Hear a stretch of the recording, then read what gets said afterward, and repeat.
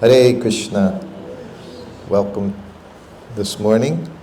This is my third session. At least I think it's your fourth session. So, yes, see, that's what Prabhupada said. Just by seeing, you know what to do, even without speaking. It could be turned down a little, though, if it is. You can tell him this, like halfway.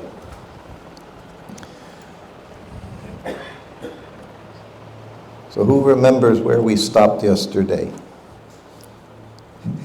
Who would like to say something? Okay, I remember where we stopped yesterday.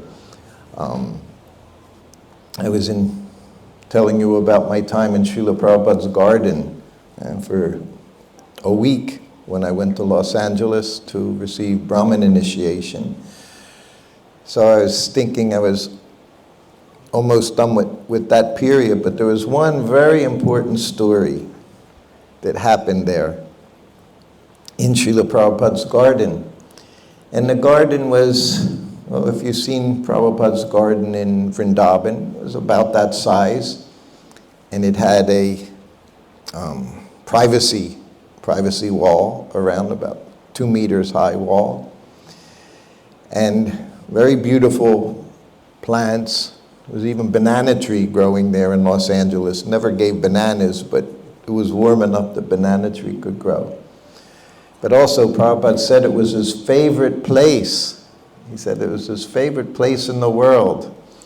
Prabhupada would say, he could say that in many places, and it would be true in every place. Prabhupada had a way of speaking that was at least different from me and maybe from many of you, because he could say something like he would say, we all know Prabhupada said how book distribution is most important. It's book distribution. He said it so many times, and in letters and in lectures and conversations. One of his sannyasi disciples, of course, he wasn't distributing books, so he wrote Srila Prabhupada. He was traveling and preaching in colleges, doing so many things.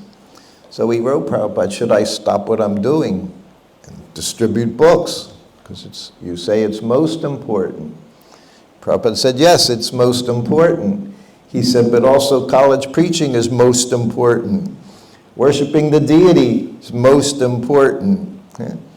Taking care of your family, most important. Everything in Krishna consciousness is most important. There's no less important. Everything we do, chanting our rounds, most important.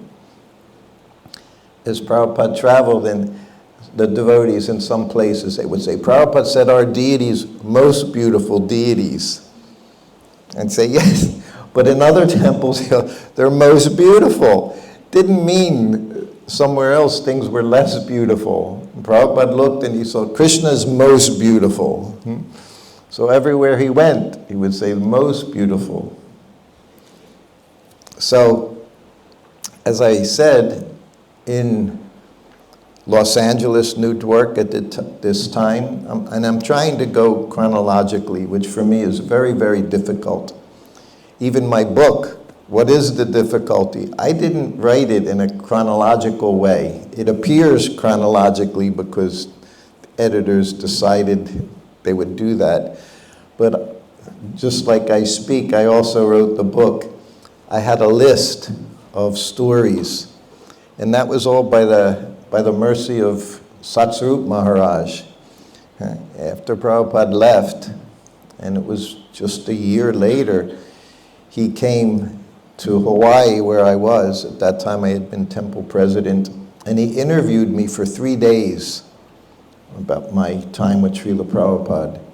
So it was from those interviews, of course everything was transcribed by some of his disciples, and I managed to get a stack of papers from him of all those transcriptions. And it wasn't long after that, there was a fire in Gita Nagari where everything, all these things were stored. So all the paperwork, all the interviews, so many things just were destroyed. But I was fortunate that he sent me that those transcriptions. So that was shortly after, around 1980 or so, and somehow or other I managed to store them. I never looked at them for years and years and years.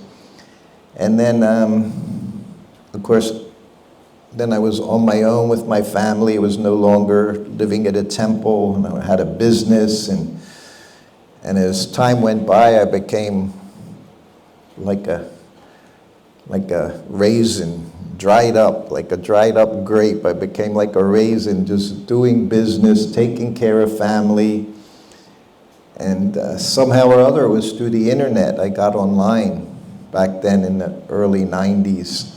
I think it was America Online it was. And I seen people talking about Srila Prabhupada.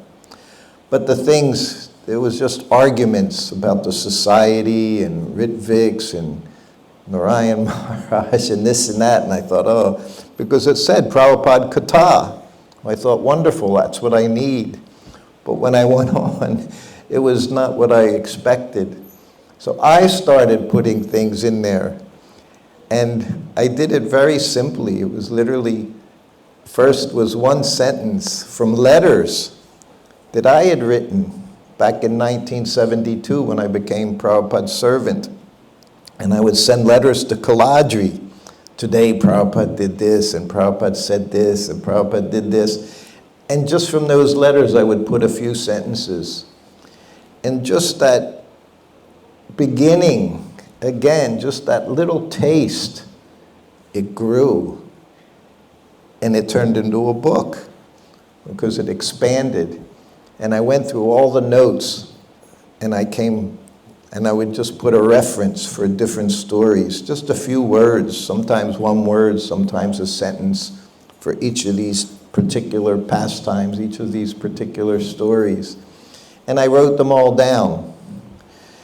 And I was going to work, and I'd come home from work, and I'd grab that sheet, and I'd just look at a particular story that I wanted to speak about that day, something that inspired me.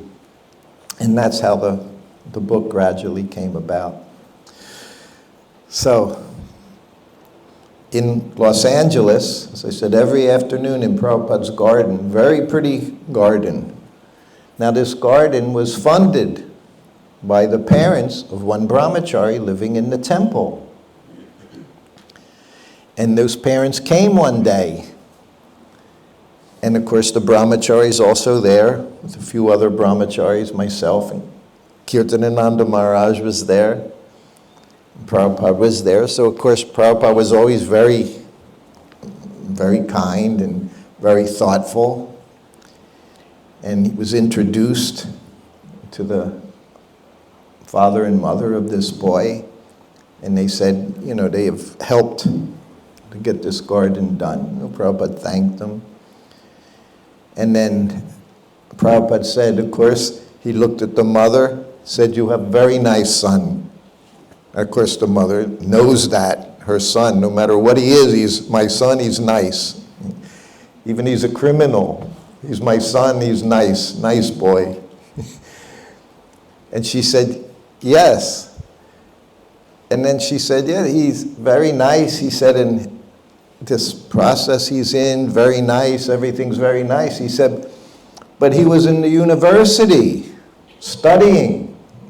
He was going to be getting a degree. 1-2 years he'd have his degree, whatever his letters behind his name. He said, but now he has no ambition. And we're all looking at Prabhupada. And Prabhupada looked at her. He said, yes. He said, the devotee has no ambition. He just wants to serve Krishna. And of course, that was a little surprising. One thing I could always understand with Prabhupada, he always knew exactly what he wanted to say. It wasn't a question he didn't understand this culture, that culture, or the people, men, women. He knew what he wanted to say because he could see more than we could see. He could see into the heart of every living entity, of every person he was with. But he said, yeah, devotee has no ambition, just wants to serve Krishna. And Kirtanananda Maharaj, who was right there, he saw the bewildered look on the mother's face, the parent's face, and he said, what Prabhupada means to say is he has no material ambition. No, Prabhupada said, he has no ambition. He just wants to do a little service for Krishna. And I could understand at that time, those of us, if you knew Maharaj, Kirtanananda Maharaj, he had a certain propensity from the very beginning. There was at one point he decided, don't shave the heads, don't wear dhoti kurta, all these things. And Prabhupada was always adamant what should be done, what shouldn't be done. One time, Kirtanananda suggested charging $25 for initiation. When someone gets initiated, there should be a fee, $25. And of course, Prabhupada rejected it. He said, no, that's not, it's free. Krishna consciousness is free to everyone. You just have to accept it. And some months went by, and again he wrote a letter and made the same suggestion. And Prabhupada said, I've already told you, no, why do you bring this point up again? I've already said, no, this is not our process. So, I mean, again, I don't understand. I can't say I know what Prabhupada was thinking. But he certainly gave him a message at that time. And he gave all of us a message. We're not trying to do, he would say so many, we're not trying to do anything big. He said, what can we do for Krishna? Supreme Personality of Godhead. What we try to do, just want to do a little service. And we engage in service, understanding even the ability to do that is not due to our own, it's not our own ability, it's by the mercy of Krishna and the spiritual master.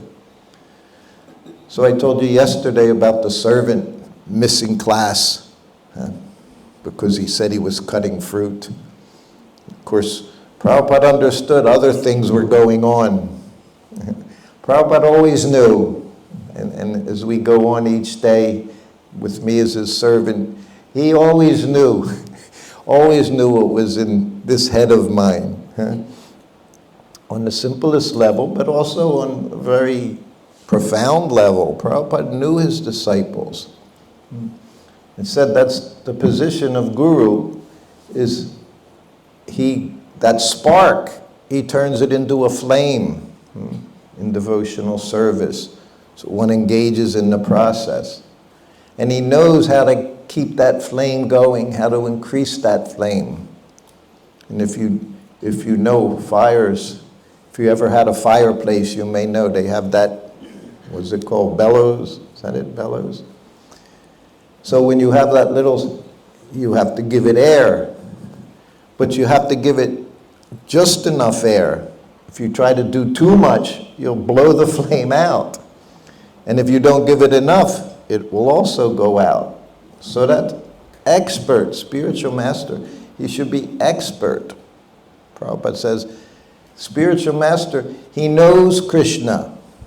Otherwise, how can he give you Krishna? As it said, you can't give what you don't have. You can sit up here for days, weeks, months. You can speak so much. That's why Prabhupada didn't like this Bhagavat Saptas. People come and they get salary. What can they give? They're just interested in money, ambition. So a devotee doesn't have any ambition, even in his service.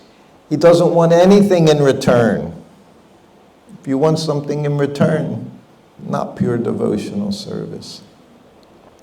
So after that days in LA, now I went back to New Vrindavan. So now I have my Brahmin thread. So for Kirtanananda, that meant now I can go in the kitchen. And he immediately put me in the kitchen where that became my service. I said how I was in charge. There was no one else in the kitchen, but I was the kitchen person. And he started showing me how to cook right away. I had, even young, I said I had no father, my mother was busy, so I had to learn how to do a few things. I knew how to do a few things in the kitchen. So from there, I remember Kirtanananda, the first thing he showed me how to make was khichdi. And Prabhupada showed him. Prabhupada taught him. One of his nicknames was Kitchenananda. We know we had Gargamuni. He was called Gargamuni because he was expert in raising funds. He did so much for Srila Prabhupada. Started the incense business, was able to buy a little more. It's warm in here.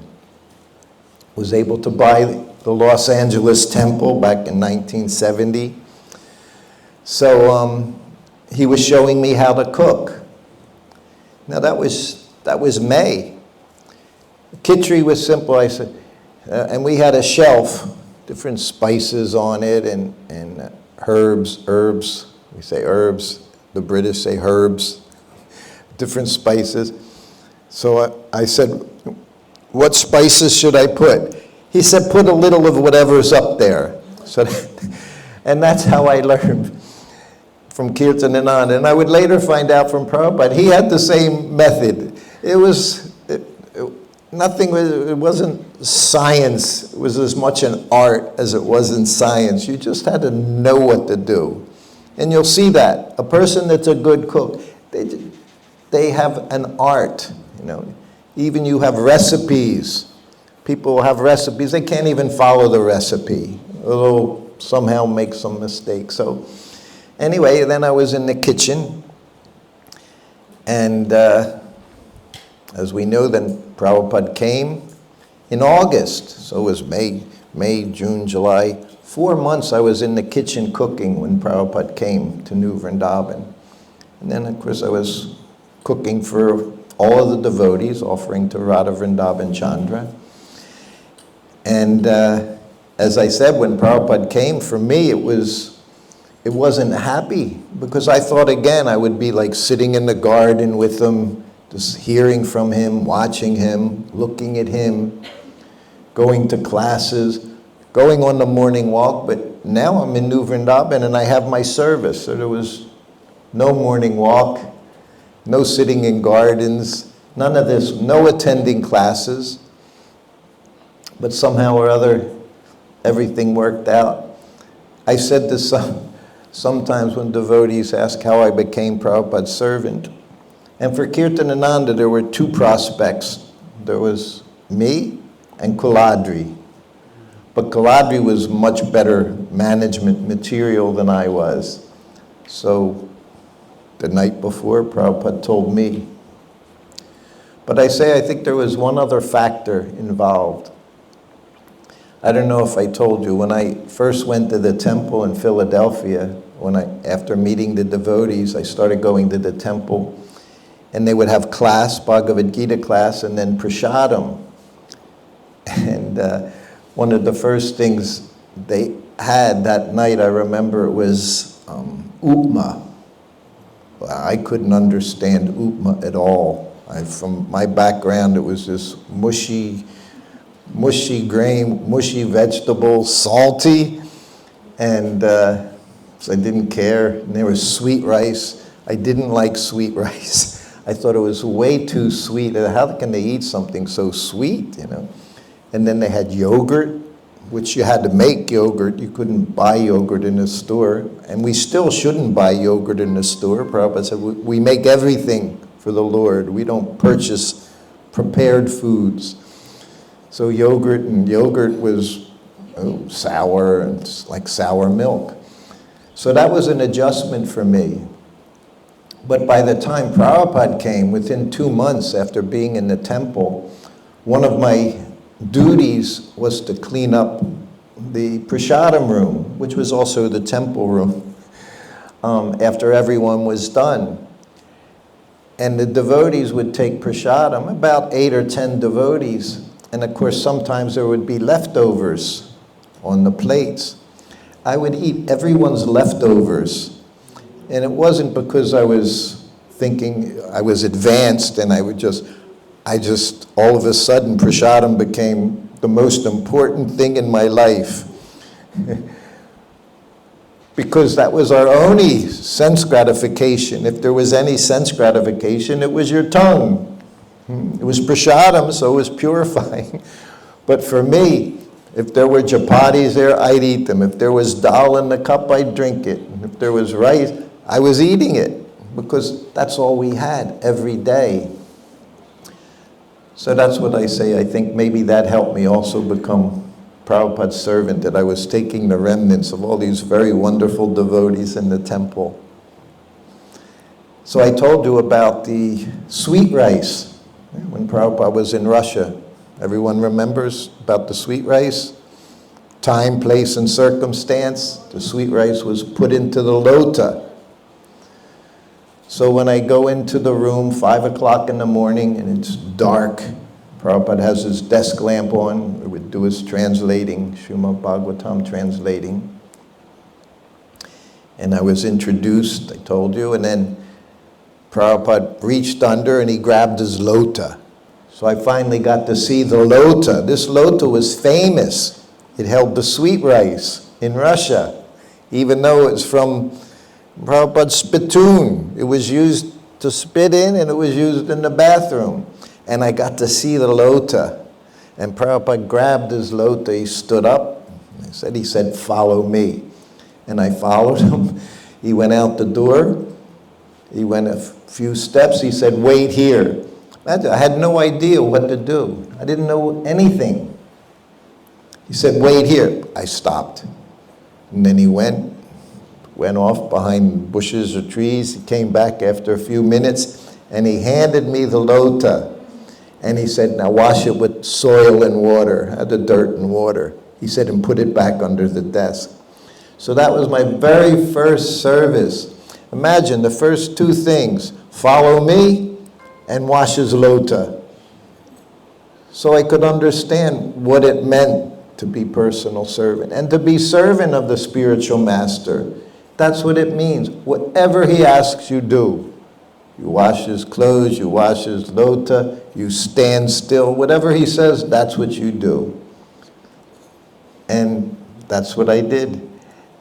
And I was with him 2.5 years. I never had to wash the lota, but it was the first service he gave me, was washing his lota. He made sure.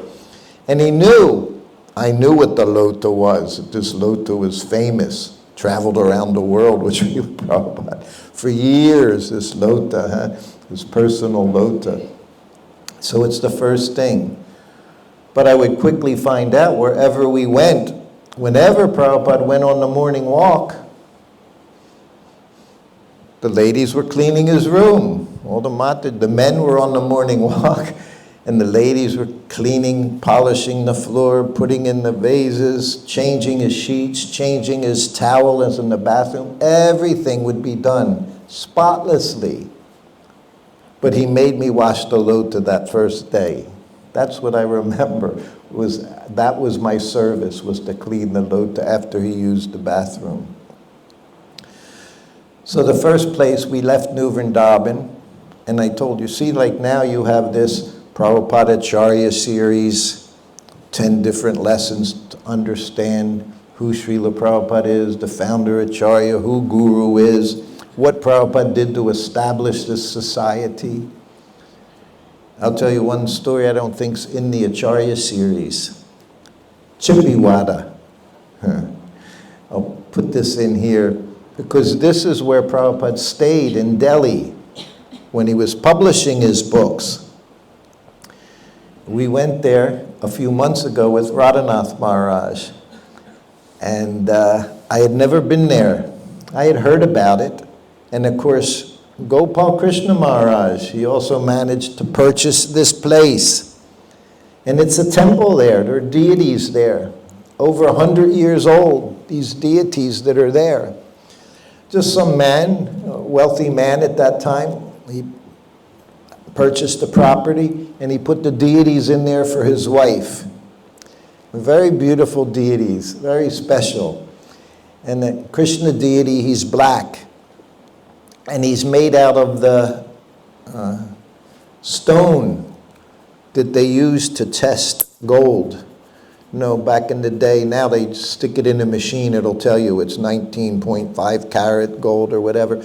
But back then, you would have these little black roundish stones, and whatever gold was there, the jeweler, he'd rub it and he could tell you 18, 22, 24 carat just by seeing the gold on there. So it was a very strong stone. So this Krishna deity was made out of that stone. And then there was Radharani, was white marble, and looked like very young girl. And where the deity was, just a small temple room in front. Again, it was just a few story, 3-4 story house. Directly over the deities was Prabhupada's room, with the man at that time let him stay there. His rent was 2 rupees. And Prabhupada would have to beg, get donations to pay the 2 rupees at times. He had nothing. He had no money. He was known in that area, Chippiwada, as the Bengali Swami. He was and everyone, of course, everyone loved Srila Prabhupada. And when they were finding out about the history of it, there were many who were now adults, people in their 50s and 60s. They were children in the neighborhood, and they would come and see Srila Prabhupada there. And they all said they had names. They all had pet names he had given them. Prabhupada he just attracted everyone in every way. So all these different children, they were children then, 5 years old, 8 years old. And Prabhupada would give the girls names, Priti this, and this one this, and this one that. And they would come just to see Prabhupada.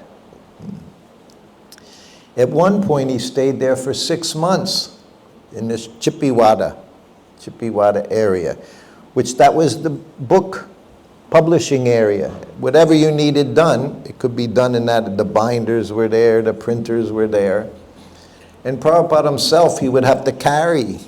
He would get the paper, buy the paper, carry the paper, go to all the different places to see that the Srimad Bhagavatam first canto was printed.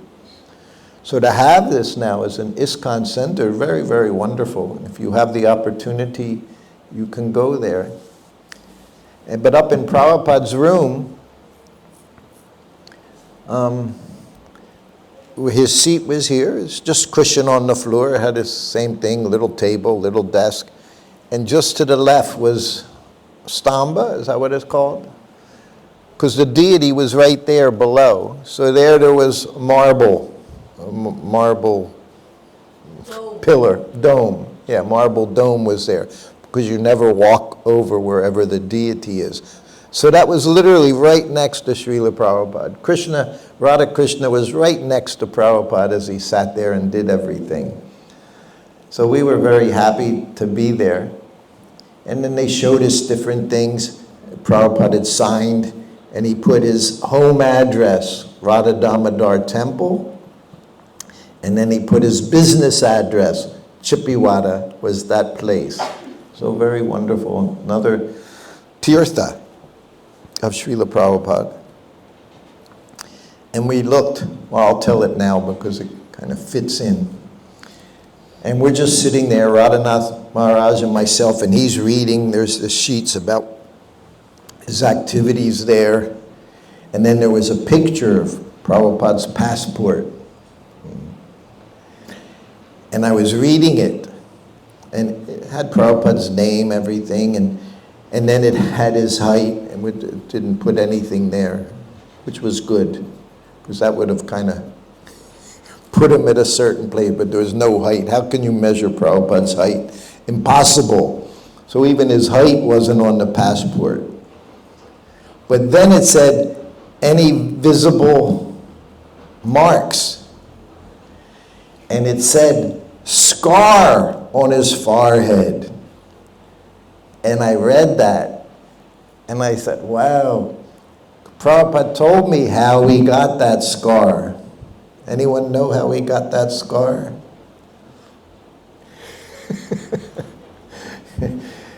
I know how he got it. He told me how he got that scar. Prabhupada had 2 scars, one on his thigh and one here. And both of them he got because he was a naughty boy. Prabhupada was a naughty boy. If you have children, naughty boys, it's a very good sign.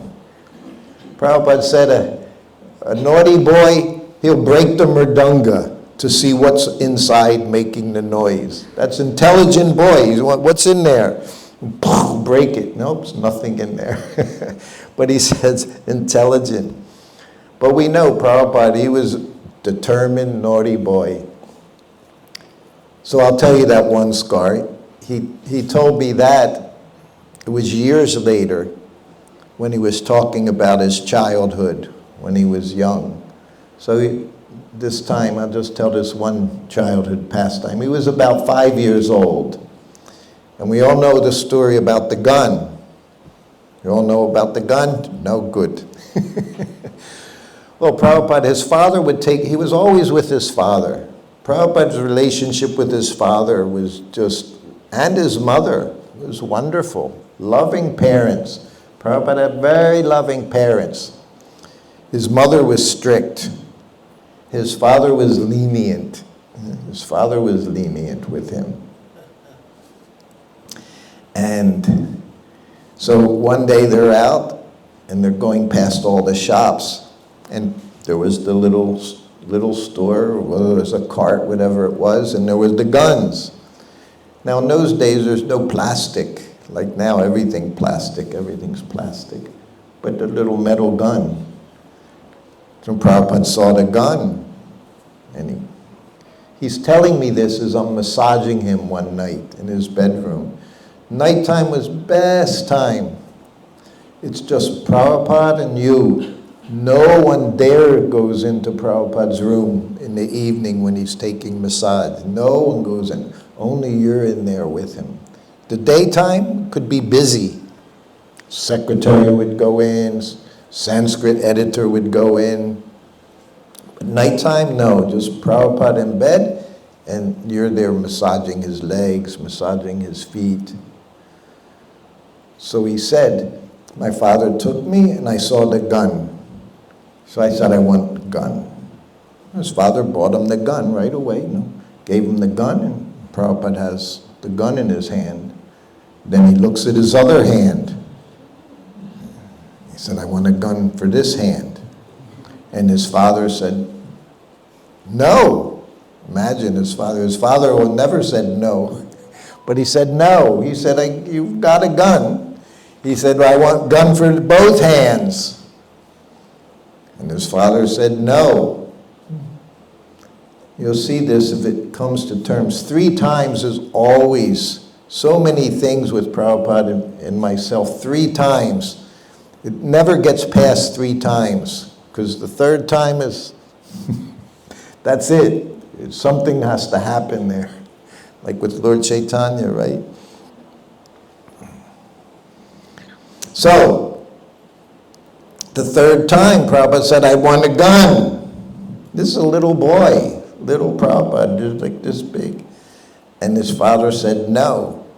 He said, I laid down on the ground and started banging my head on the ground.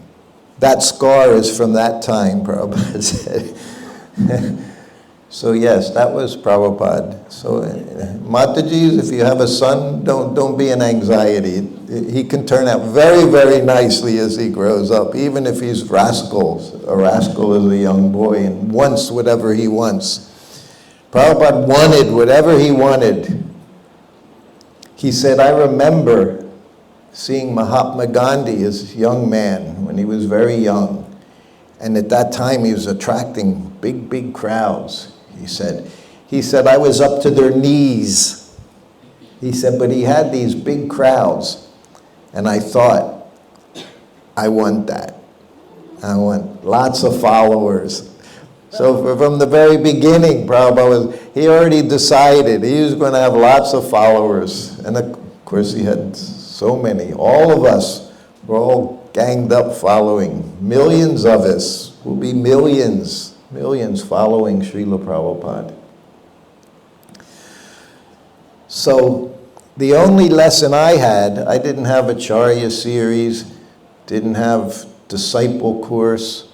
We have ILS courses, what is it, in Mayapur, right? Leadership courses. Every year they have leadership courses, how to be a temple president, how to be a GBC. I was his servant, imagine. To me, most important service there could be. Shyama told me, Prabhupada rings the bell, you go in the room. And we had 3 instructions. When he rings the bell, you go in the room. When he sits on the airplane, you sit next to him. He said, when he's in the car, you sit next to him. That's all I knew when I became Prabhupada's servant. And there was one fourth one. Do you know how to use a tape recorder? Shyama Sundar said. I said, yes, of course. He said, you stand next to him when he's on the morning walk, and whatever he speaks, you record it. So that's all I knew. It's all I needed to know for the time being. So already from New Vrindavan, 6 o'clock in the morning, we're leaving New Vrindavan. Prabhupada's in the back seat of the car. Got his brand new servant sitting right next to him. Just in total anxiety, just hand in his bead bag. He doesn't have any idea what's going to happen next. No idea. We get to Pittsburgh, 2 hours away. And there was a temple there, and it was a temporary Prabhupada's room, which was common. They made a sitting room for him, and he had his bedroom. And I knew I was going to be cooking for Prabhupada at some point. I didn't that day. Meal was prepared. Sudama Maharaj was there. He's massaging Prabhupada. And I'm just sitting there on the floor next to him, watching Sudama massage Prabhupada, who was a servant for many months. So he knew what he was doing. And I'm watching, and I'm thinking, he's here to massage Prabhupada. So I didn't know anything about massage. And although Prabhupada, to be with him was most wonderful thing, I never ever even touched a man before. The idea of massaging wasn't an attractive idea to me. So I thought, well, at least he's doing that, so I don't have to sweat over that. So he's massaging an hour and a half, and he's rubbing his head and his back, rubbing his back, and I could see he's really putting a lot into it, and moving around his arms, his chest, rubbing his chest, and putting mustard oil in every time. The head was sandalwood oil. And putting mustard and rubbing his arms and fingers, all these things, and I'm just watching. And then he finished, and he offered obeisances and said, "Right, Srila Prabhupada, I have to take your leaves now. I'll be going to Japan." And when he said it, my heart sank. I thought, oh no, who's going to massage Prabhupada now? So then that was done, and I really still didn't know I wasn't doing anything. Prabhupada bathed, and then Prabhupada was in his sitting room after lunch, after his nap. I was in the hallway, then he went into the sitting room, and I went into what was his bedroom, and there was a suitcase there. So I'm just looking in Prabhupada's suitcase. I had literally nothing. I had a little bag with dhoti, kurta. I said, New Vrindavan, we didn't have so many dhotis and kurtas. Wasn't our main function, was being dressed in dhotis. And I'm looking at his suitcase. There's also not so much in there. There was a few dhotis and kurtas. There was a chadar, a sweater, some kopin, and this bomb, the cooker, the brass cooker. You see the picture of the brass cooker. Did you bring a book today, Grace? Okay, that's okay. We'll show it soon. Yeah, we'll bring it tomorrow. Most of you will know what his brass cooker looked like. But that was in there. It looked like a brass bomb sitting in the edge of his suitcase. And as I'm just looking at everything, the bell rang. And I knew what it was. That was my call. When the bell rings, you go into Prabhupada's room. So I jumped up from sitting and ran into Prabhupada's room, which was right next door. I ran into the room and offered obeisances. And Prabhupada's just looking at me. And of course, I don't know what to do. I don't know what to say. And I just look at him and I said, yes, Prabhupada, what can I do? And he smiled. He said, nothing. He said, I just wanted to see how fast you were. So in one instant, he took all my anxiety and it just dissipated, just like that. He smiled. I remembered that laughing Prabhupada in the garden, and he just smiled. And now we're just looking at each other. And I said, is there anything else? He said, no. So I'm still sitting here, and he's just playing with me. Prabhupada's playing. And you're going to hear, perhaps if I can do it right, Prabhupada played with us so much. He enjoyed having fun with his disciples. He could bewilder us. We were always bewildered in front of Prabhupada, which again is a good thing. You're supposed to be like a fool in front of your spiritual master. And he could make sure we were fools in front of him. He could always make you look like a fool. So, anything else? He said, no. I said, should I go now? He said, okay. And I offered obeisances and went back in the room. So that was my very first meeting. And then that evening, Prabhupada went and saw the road show. Now, when I was in the road show, 6 months previous, it was very, very simple. They had kirtans. We had Mangalananda. He had a few songs he sang, very nice Krishna conscious songs. And we did plays. Plays we always did. We could be in a grade school, a high school, even nightclubs. I remember sometimes it was in New Orleans, in underground clubs, bars. And we would do Bird in the Cage.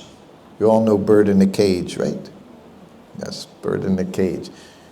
Person's polishing the cage and the bird's in there starving. The bird's starving. And person's polishing the cage so nicely. So we made, you're not this body. We made the analogy. And the other favorite one was Liquid Beauty. You all know Liquid Beauty? Okay, we don't have to tell you Liquid Beauty. That was one of the other ones. We're not this body, huh? The body is just a bag of pus, urine, and stool.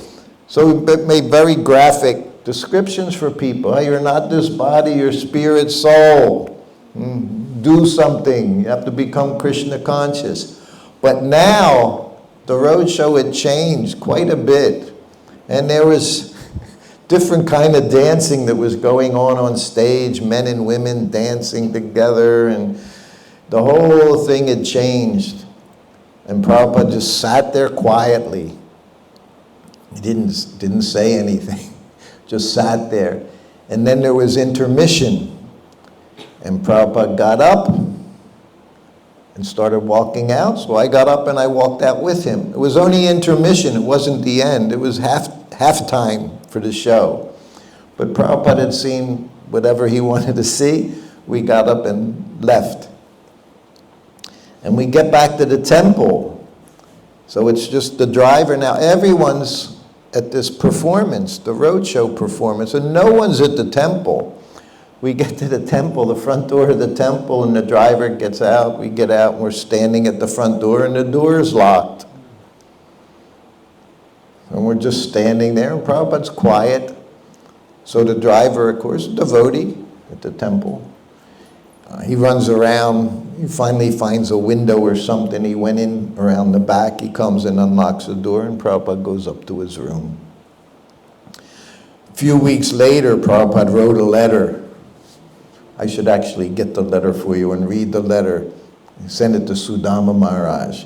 He said, forget this road show. He said, our businesses were simple kirtan people. We chant, mridanga, cartel, that's all. He said, you can do so many things to induce people to come to the temple, even to join. He said, but if you do it under false pretenses, he said, when they say our only business is we chant Hare Krishna, he said, they'll go away. He said, so stop this roadshow. He stopped it. That was the end of the roadshow. Roadshow was no more. And it was a big production. I told you, 4 buses, 4 big school buses, all painted very prettily. Had 20, 30 people traveling all around. They were engaged. And Prabhupada said, no, kirtan. That's all we do. Our business is kirtan. We chant Hare Krishna. So that was the end of that. So, while in Pittsburgh, then we went to Dallas. Prabhupada stayed there for 3 days. Dallas is where Prabhupada had begun the very first Gurukula. He had already installed Radha Kalachandji, big deity, Kalachandji, very big, beautiful, black Krishna, and Radharani. So they had a very nice place there. The Gurukula was there, temple was there. Prabhupada had his own apartment, his own flat there. So this was my first full day being Prabhupada's servant now. And he trained me. He, I guess, thought I would be with him for some time. He was going to show me how to massage and how to cook. And he showed me how to do both at the same time.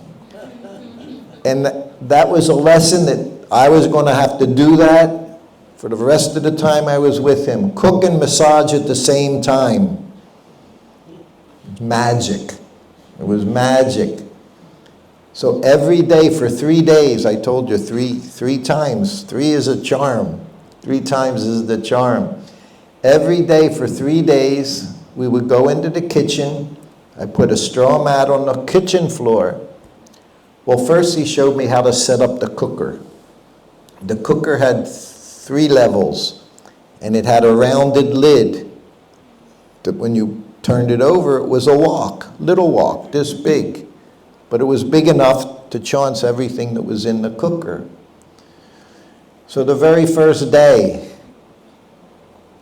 he put the cooker there, have the cooker on the stove, and he showed me we put dal in the bottom, split mung. I cook split mung dal for Prabhupada every day. Every day split mung dal. So in the bottom, put the dal and enough water. And then there were holes in the next 2 levels. So then the next thing was on there. So it's a steamer. The cooker's a steamer as well. So in there, Prabhupada was on one side of the kitchen and he's cutting the vegetables to put them in the cooker. And in the top part was a container that sat in the upper part, and the rice would go in there. So in there you put whatever it was not even a cup of rice, maybe a half a cup of rice, basmati rice, and you would put the water in, 2 times water. So what he did, he's cutting the vegetables, and he tells me, wash the rice. So I have been trained by Kirtananda how to wash the rice. We 3 times, once, twice, 3 times. So now, Prabhupada's cutting vegetables, and I always think Prabhupada, he's just doing what he's doing, but Prabhupada sees everything. You know, like when you have your mother and you know they have eyes behind their head? I know my mother had eyes behind her head. She told me, I believed it. Prabhupada had eyes everywhere, behind his head, here, there, everywhere. He could see everything everywhere. So he tells me to wash the rice. So I go over. It's just like 2 meters away, not even, just a few feet away. And the sink's there, so I got the rice in the container, and I put the water in, I swish it around, I carefully pour it out so none of the rice is gone. And then I put water in again, add water, and I'm swishing. So he's already watching. I don't know he's watching, but he's watching, I'm swishing. And I go like this. He said, "What are you doing?" I said, "Well, Prabhupada, I'm washing the rice 3 times. Once is enough." That I would learn. Prabhupada had a certain way of dealing with me. That's not how he dealt with Jamuna when he taught her how to cook. You know her stories when she was cooking for the wedding, the very first wedding. Prabhupada kept telling her, "Wash your hands, wash your hands." Every time she would do something, he'd say, "Wash your hands." He never said that. He said, "Once is enough." I was his servant. Everything was streamlined. He streamlined everything with me. And that's, okay. So then I put it. So for 3 days we did that. Every day he showed me. And now you put the cooker on the stove. It was always a gas stove, pretty much always gas stove, which was best. You're going to massage Prabhupada for an hour and a half. Now, imagine you're cooking potatoes, whatever it was, carrots, peppers, whatever you have in there. It's cooking for an hour and a half. So you could obliterate anything in an hour and a half. You could turn anything into mush. So the secret you had to know, and after I was his servant, no one used the cooker. I'll say that a little proudly.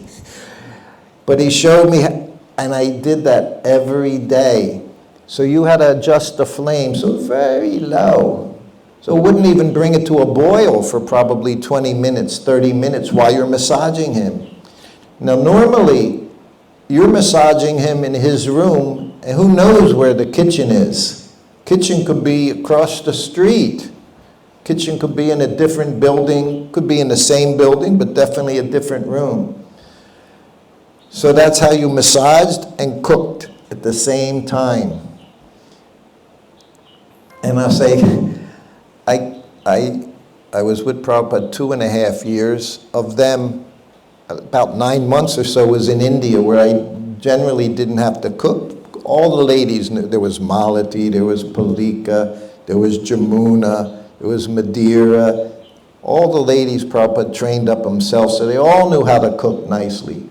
But outside of India, I always had to cook. Because somehow or other, the cooking process that Prabhupada showed didn't go down to disciplic succession very nicely. So I cooked for him probably 800 lunches, maybe 300 dinners that he would ask for, puris and subjis in the evening along with his hot milk. And by Radharani's mercy, Prabhupada never criticized once what I cooked. Never said this is overdone, this is underdone, there's too much salt. Never. He ate it every day. And it was very sattvic cooking. It was very simple, just how he showed me. A little cumin. We made the chaunts with just like a tablespoon of ghee. The first chaunts in the thing was like 2 tablespoons of ghee, because you make a big chaunts and you pour half of it in the dal. And then the other half is there, and then you just pick certain vegetables and you put them in there, and you just sauteed them. Yeah, sauteed them in the ghee.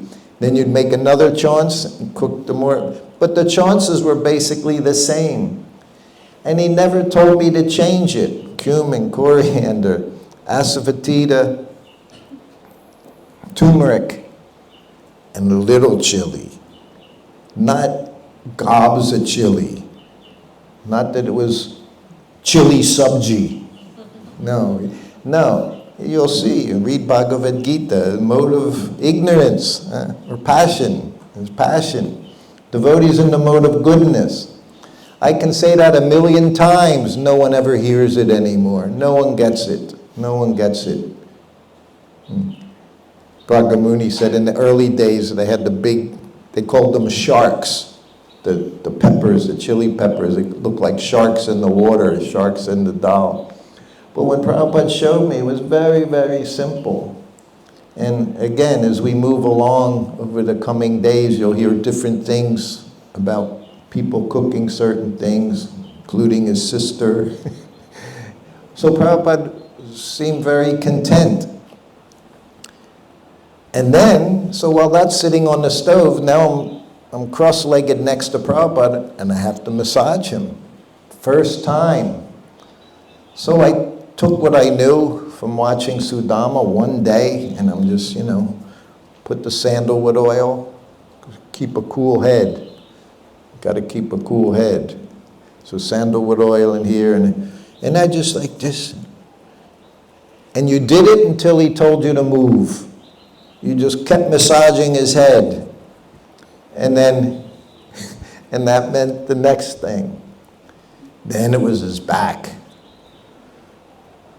Then you spent a lot of time there. You could be on his back for half an hour. And Prabhupada liked strong massage. He told me, he said, you can massage my back as hard as you like. He told me that after like 6 months or so. He said, as hard as you like. So I was, 21 years old.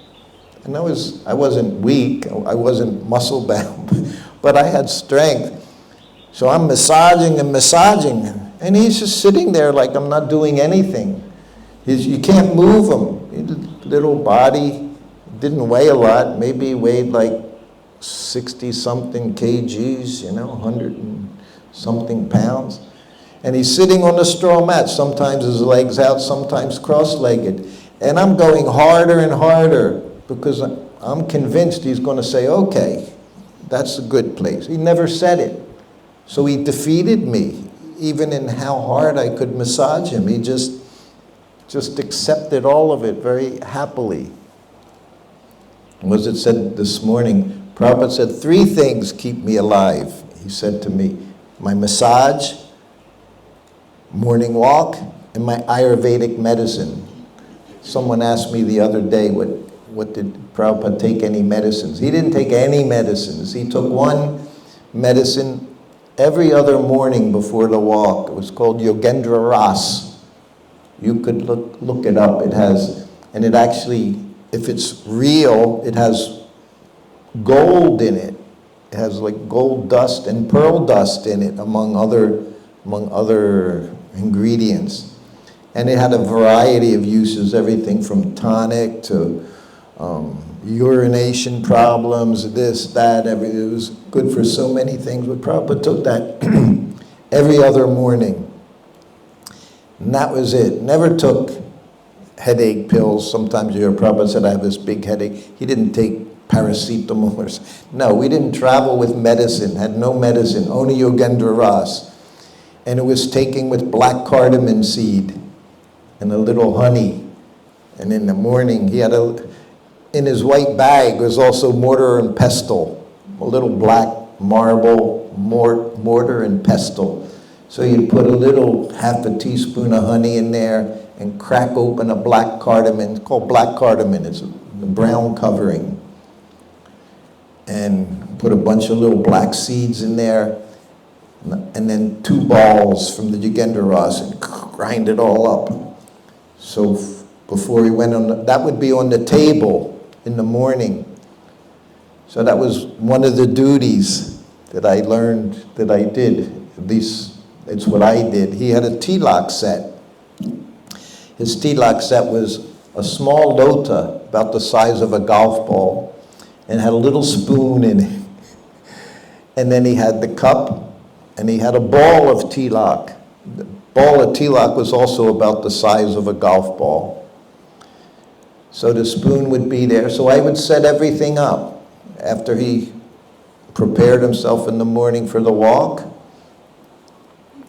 he would come out and sit down at the table, and he'd put 2 spoonfuls of water. Every day, same thing. Every day. Every morning, lunchtime, same thing every day. 2 spoonfuls of water, he'd put it. You see, there's a little video, I think, Prabhupada applying his tilak. And then he put his tilak on. He had a little compact. The one I had was given by Gargamuni. Had a carved ivory on the outside or the front. When you opened it up, there was a mirror on the bottom and a picture of his Guru Maharaj on the top. So then he would just use that tiny little mirror and he put the tilak. Then, he put big ones. You can see up his arms, both his arms. I say, you could just watch him put tilak on and become Krishna conscious just by seeing how he put tilak on. It's how he did everything. Everything he did, nothing was everything was just precise. When he would ask for his white bag, that was his briefcase. He'd sit it on the table and you could watch him unzip it. Just watching how he unzipped his bag. Everything was done just nicely. Never saw him trip on a morning walk, trip over something. You always knew where he was going. His head was always forward, walked straight. So that was Dallas. So then I'm massaging him, and the cooker's going on there. Oh, and we had no rolling pin. So before the massage also you made the chapati dough, because it should sit, right, for an hour or so. You make the dough, it's better if it gets to sit and the gluten absorbs into the flour. So he made the chapati dough, and there's no rolling pin. And he said, that's all right. He said, I'll show you how to make chapatis without a rolling pin. He said, and they're better. Yes, Prabhupada. So I'm massaging him, and I'm sure I really don't know what I'm doing, but I'm putting all my energy into it.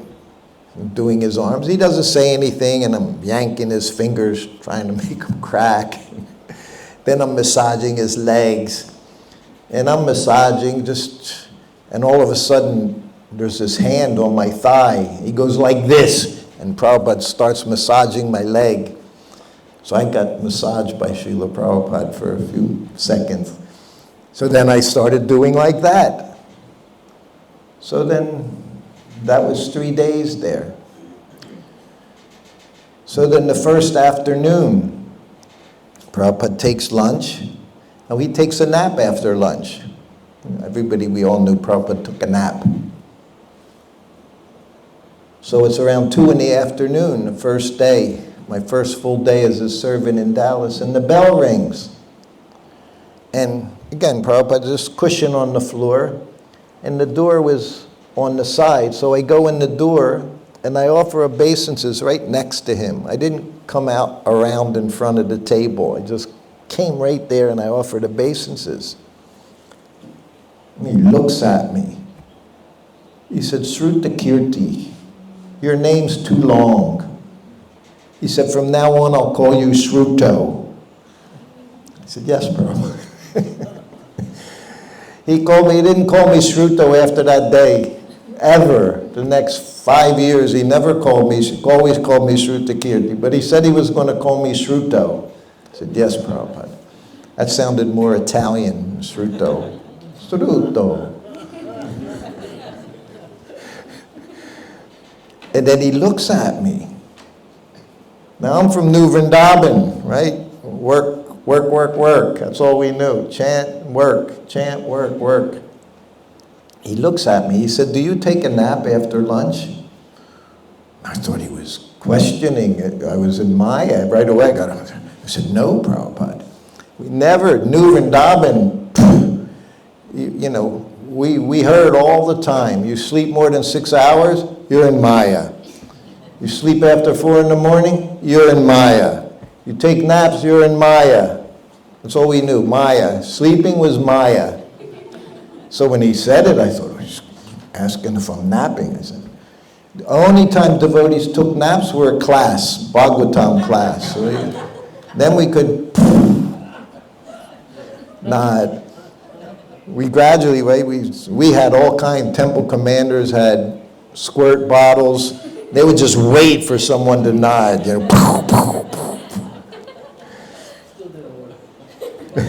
There was one god brother, he fell asleep giving classes. He was the best. And then he would wake up, and right where he left off, he'd start speaking again. And then Prabhupada looked at me. Imagine, he said, I'm an old man. He said, and when you're old, you can't sleep too much at any one time. He said, so I take a nap after lunch. And it was the last thing he said to me that. And I'm thinking, he's pure devotee of Krishna. And he's talking to this nonsense person, this fool, telling him why he takes a nap, as if it meant anything. He's sleeping 2-3 hours at night, getting up 1 o'clock in the morning, translating for us. And he tells me he took a half-hour nap after lunch. And I'm thinking, who is this person? Who would say something like that to this brand new devotee, brand new servant? We're worshiping him night and day, falling down on our faces every time we see him. And I thought, Jesus, he's just from nobody like him. There was nobody like him. So then we go out on the morning walk. Again, I didn't know anything. I didn't know how to do anything. Well, I have the tape recorder, and it's Dallas, and it's September, beginning of September. It was a little Prabhupada walk, was at sunrise. So the sun's coming up, and as the sun comes up, gets a little warmer, he handed me his charter. And I'm like, I just kind of grab it, and I'm ready to put it on over my arm. And he grabs it from me to show me how to fold the charter. Be a fool. It was very easy to be a fool. I didn't even know how to fold the charter for him. And he's showing me like this. And there's a photo of that time. It's one of my favorite photos. Prabhupada showing me how to fold this charter. Double it, quarter, eighth, and then I put it over my arm. So that's what he had to deal with, a person who couldn't even fold the charter, didn't know how to massage, didn't know how to cook, and he never wanted me to leave him. Very nice American. Tamal Krishna, I said it was much later, 2 years later, Tamal Krishna in Mayapur, Prabhupada had eaten. And when you use the cooker, 2 or 3 people could have a full meal out of the cooker. But it generally got spread around, Prabhupada's remnants, but those in the know, they would eat from Prabhupada's cooker. And after lunch one day, Tamal Krishna was in the room. We're in the room together, a few devotees, and Tamal, I think it was the only time he said something nice about me. He said, Sruta Kirti, he's an excellent cook, Prabhupada, because Tamal, who was very, very particular, he really liked it, so he would eat it every day. So he said, Sruta Kirti is an excellent cook, and Prabhupada smiled, said, yes, he cooks nice American prasadam. But it's what Prabhupada ate every day. Never said, bring someone in here, knows what they're doing. No, he enjoyed it. And those chapatis. So after the massage, and Prabhupada gets ready for lunch, dresses, bathes, puts tilak, says Gayatri. So he did every day, same, 1 o'clock, lunchtime was 1 o'clock. So then he comes in and he said, so make 2 balls for the chapatis, and dust them, put a little dust, whole wheat dust on them, little atta, and then you put the 1 ball on top of the other ball, and you just pressed. Then you just keep going back and forth, turning them over, a little more flour, one on top of the other. So you make 2 chapatis at a time.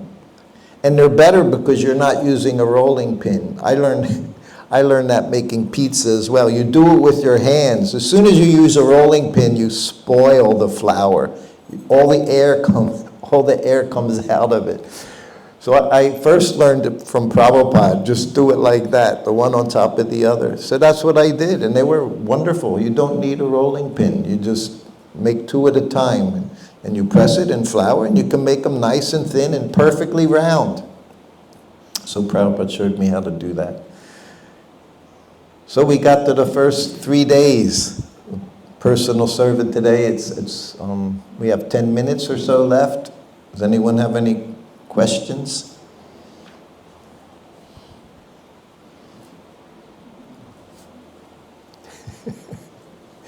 Yes, right? Sure. Thank you, Prabhu, for relating such wonderful anecdotes from your experience of Prabhupada. I would like to know, where is that brass cooker now?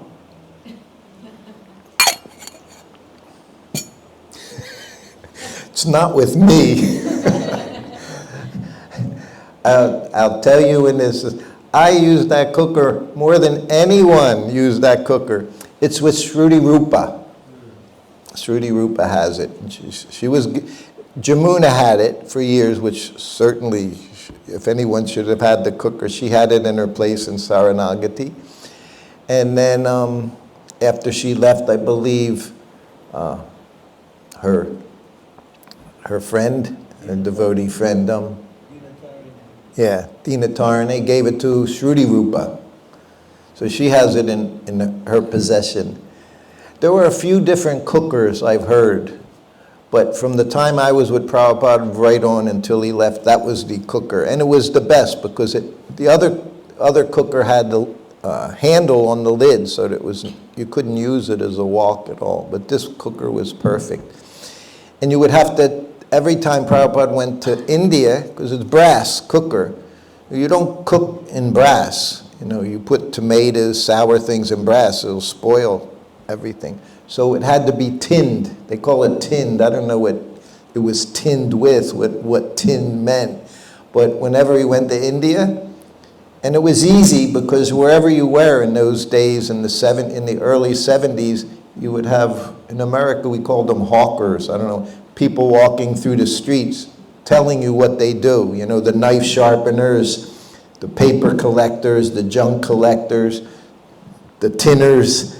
So they would just be walking through all the time telling you what they're selling, and so it would get tinned regularly. Thank you. Yeah. You're welcome.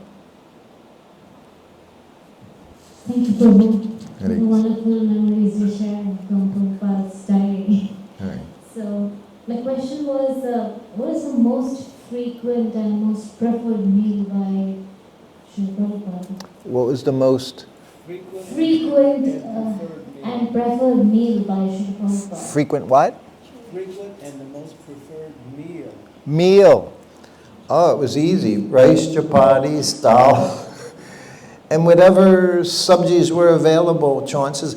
I know Prabhupada liked portal very much. In Bengal, portal, parvels, they call portal, parvel.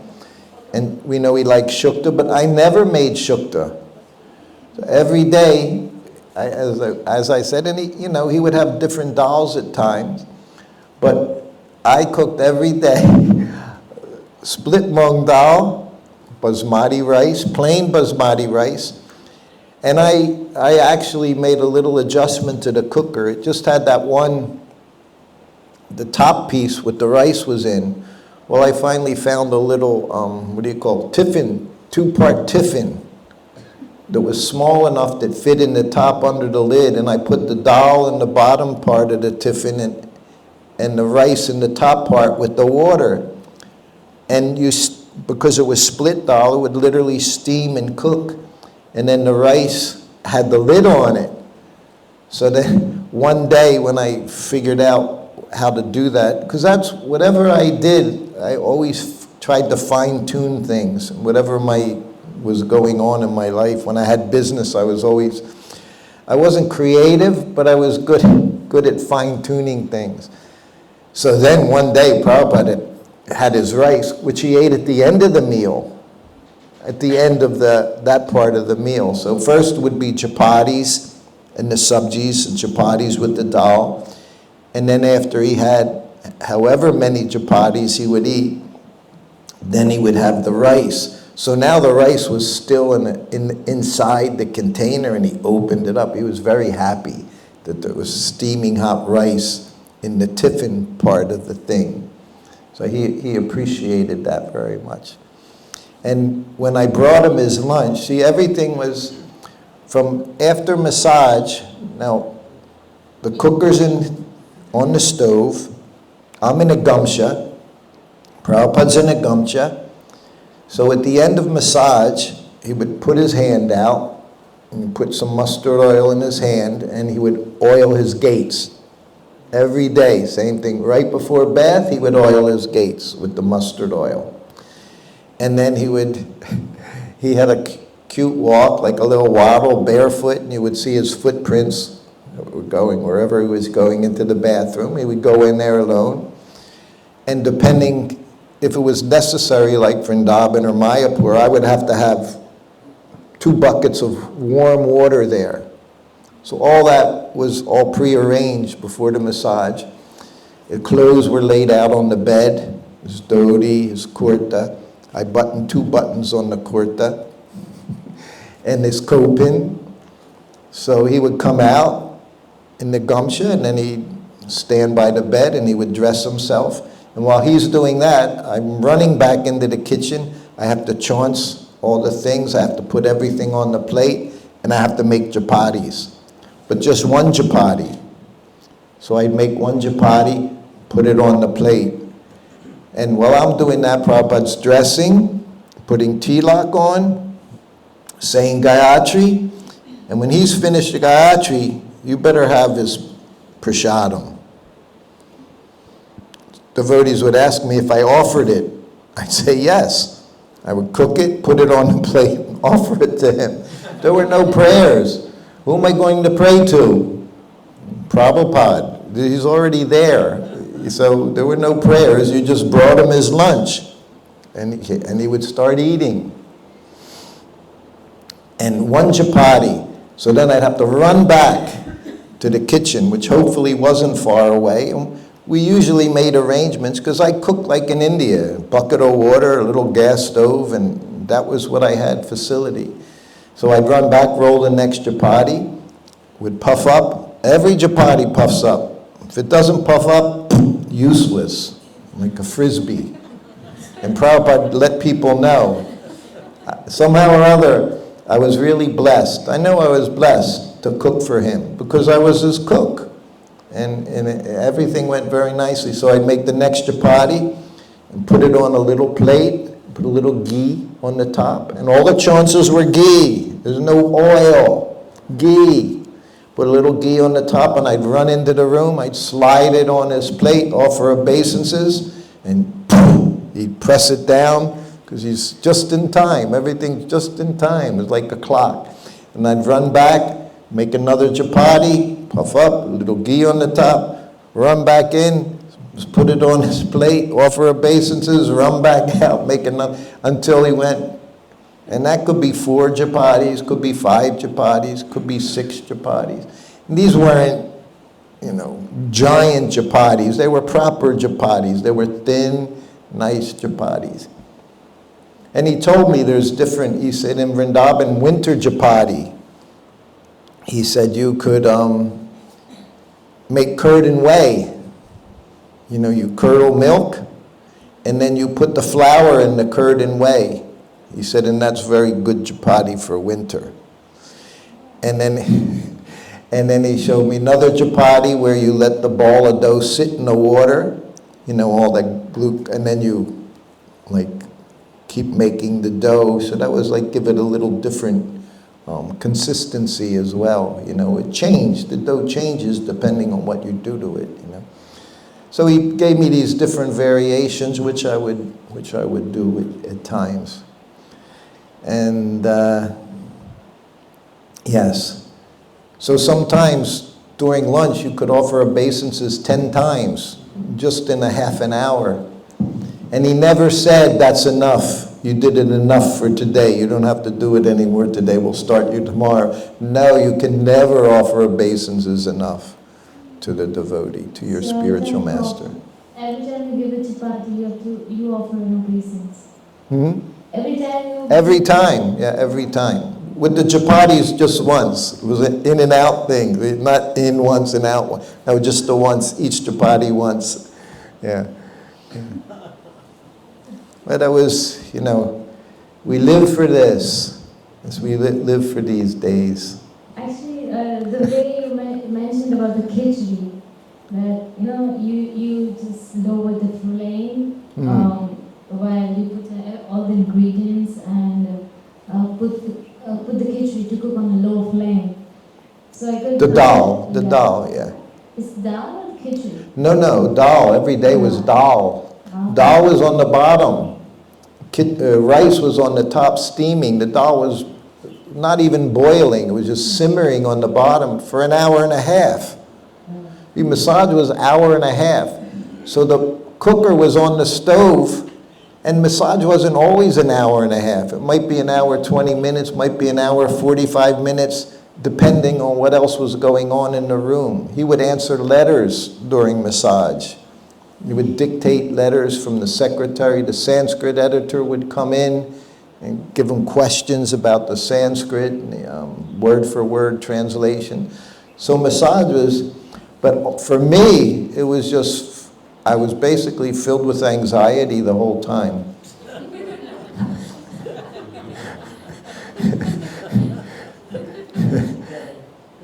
Yeah, pretty much. And always a sweet was there.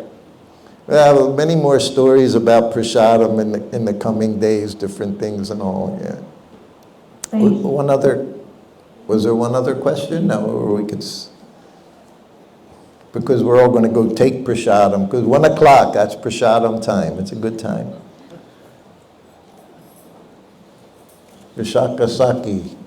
Tell about what Prabhupada said about the regulation.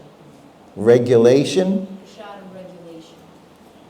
The appetite. That's one of the first things. Yeah, he told me that on the first day with him as well. He said, don't put too much on my plate. He said, if you put too much on my plate, it'll spoil my digestion. He said, so put a little, and if I want more, I'll tell you. But don't put too much. And the other thing was, it has to be on time. Because if you eat at 1 o'clock, like he did, so when he's done saying Gayatri, already the juices are starting. Digestion is started, and if you don't put something in there, then also will cause indigestion. They're very important, These are all Ayurvedic principles. See, Prabhupada spoke many, at least to his servant and everything, so many Ayurvedic principles. He didn't emphasize Ayurveda at all, but he followed it very, very well. Massage, he would take, if the sun was out, he'd say, morning sun gives you energy, afternoon sun takes it away. These are all principles of Ayurveda. He told me, best thing is you cook for yourself. He said, if you cook for yourself, you'll never be sick. And he said, because if you cook for yourself, whatever you make, you'll like it. Even if it's garbage, you'll like it, he said. Because you made it.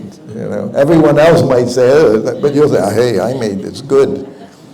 I get that all the time. People will make pizzas and say, how good is it? I say, yeah, it's good. I don't think it's good. I like what I make it. I'll make it one of these days. When we're done with all this, we'll have to have a little pizza gathering. We'll set it up and we'll all do it together. We'll have a pizza party. That'll be a lot of fun, yeah. So we'll do that. But that's what he said, best thing you cook for yourself. And that's also Ayurveda. If you don't like it, it's not good for you. So somebody can make gorgeous feast, but if it's not to your taste, it's not going to do you any good. So that's why I say I'm very happy that Prabhupada ate what I cooked every day. I mean, that's what he ate every day. And in the evening, and Nanda Kumar said Prabhupada didn't ask for things in the evening. Govinda Dasi, who cooked before, said Prabhupada just had hot milk in the evening. And afterwards, Harisari, same thing, hot milk in the evening. When I was with him, he'd call me in the room. I'll have puris, potato, eggplant, sabji. And I'd make puris, eggplant, sabji, like that. puffed rice and peanuts and parathas. He showed me how to make parathas. He said, "Do you know how to make parathas?" I said, "No." He said, "I'll show you. Make a chapati dough." He had me make a chapati dough. Yeah. All right, we'll stop here. Thank you. You have something? Yeah, where's the microphone? Well, 2019 there was a gathering of Prabhupada's cooks, and among those Prabhupada cooks, almost everyone came, except Nanda Kumar, right? And Harishari Prabhu didn't cook. It was the whole festival in Los Angeles, and everyone was discussing different things. There was different cooks were telling how Prabhupada taught them. Palika, Palika, Shruti Rupa, Kosaya, Harikesh, Kishori, Harikesh, and myself. No. So that's the only ones who were not there. And when they were sharing their experiences, how Prabhupada felt, how it was his digestion, they had different experiences. Harikesh Prabhu raised his hand and he said, "I think among all these cooks that we have, Srila Prabhupada was the healthiest when Shruti Kirti Prabhu cooked."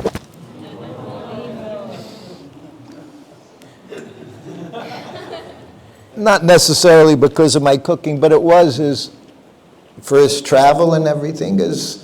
After 76, you could see Prabhupada's health really deteriorated, so much. And then, of course, 77, he went right to Vrindavan. But yeah, Harikesh said, and Harikesh, he learned how to make shukta for Prabhupada. Prabhupada said his shukta was very good. So he cooked shukta for Prabhupada. But what I cooked was simple to digest. And I'm seeing now, I'll be 74 in a month or two. You get to this, you can only digest certain things. You can digest what you digest, and usually you digest what you grew up with nicely. Otherwise, it's difficult. Like here, we're going to Ayurveda. We're having khichdi. What do they put in it? Salt, hing, and turmeric. That's it. And that's what we're eating every day. Because spicy just doesn't. And you'll hear more about that too, Prabhupada. He had the same outlook at that point. Yeah. Srila Prabhupada ki jai. Thank you. Hare Krishna. Thank you, Maharaj.